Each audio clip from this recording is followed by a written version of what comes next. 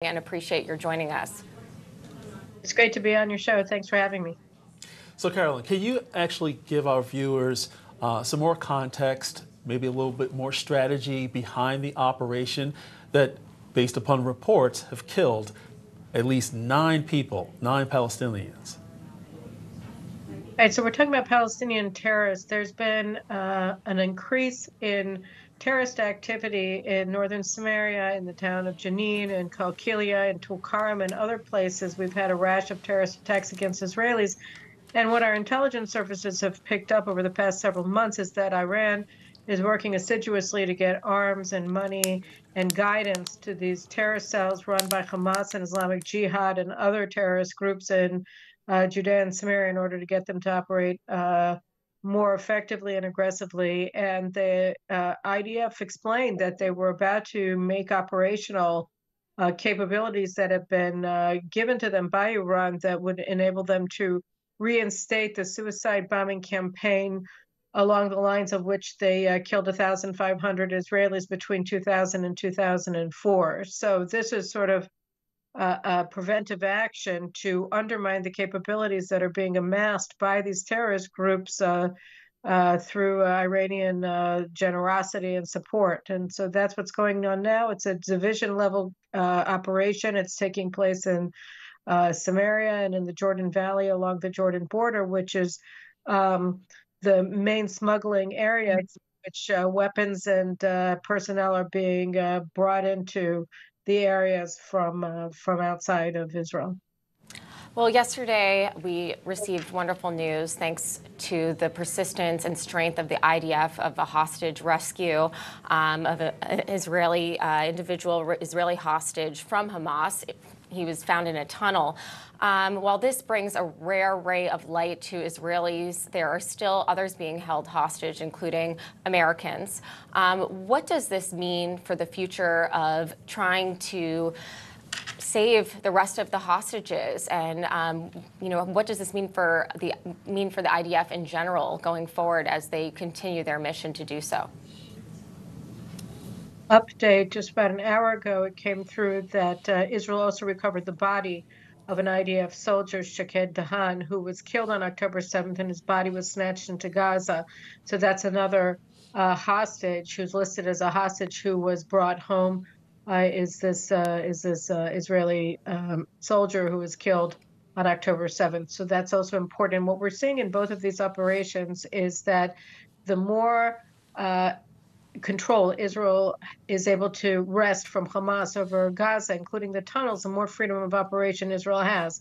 And so what we found yesterday was that this wasn't a planned rescue mission the way that previous rescue missions have been planned, with very specific intelligence about the whereabouts of the hostages that were rescued, but rather general understanding that hostages were located in the specific area of Khan Yunis that the IDF was operating, and that they were, and we sent special forces, I think more or less on an exploratory mission to try to find them, and they came across Farhan Kadi, the Israeli Bedouin hostage who was taken hostage on October 7th. So the more operational control we have over Gaza, the more likely it is that we're going to have rescues both of hostages that are alive and hostages that were killed on October 7th or subsequently in captivity by Hamas terrorists. So it's very important, and it also has an excellent impact on the prospect of getting a deal, because as we saw in the previous deal, the reason why Hamas was willing to release our children and our women, or a large number of them, in November, is because we had our boots on his throat, and so he was willing to make a deal that Israel could live with, and Israel could go back to warring afterwards to take down more of Hamas's military capabilities. So the more pressure Israel puts on Hamas militarily, the better it is for the hostages, the more chance that Hamas will either make a deal or that our forces will be able to locate the hostages and bring them home safely. As you pointed out, many of the latest Israeli operations have taken out Hezbollah's capabilities as well as Hamas's. But how does it influence Iran? who is yet to actually retaliate? And are they likely to send more military operations of support to Hezbollah and Hamas, or start to draw back?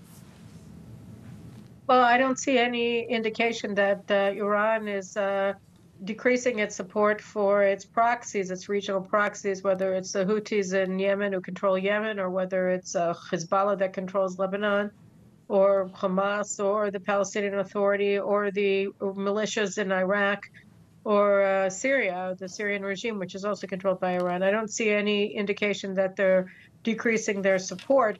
Iran is waging a regional war against Israel, which is why it's always a little bit weird for Israeli ears to hear that the United States is trying to prevent a regional war, because what we have is a regional aggression being perpetrated, a regional war being perpetrated against Israel by Iran through its regional proxies on 7 fronts.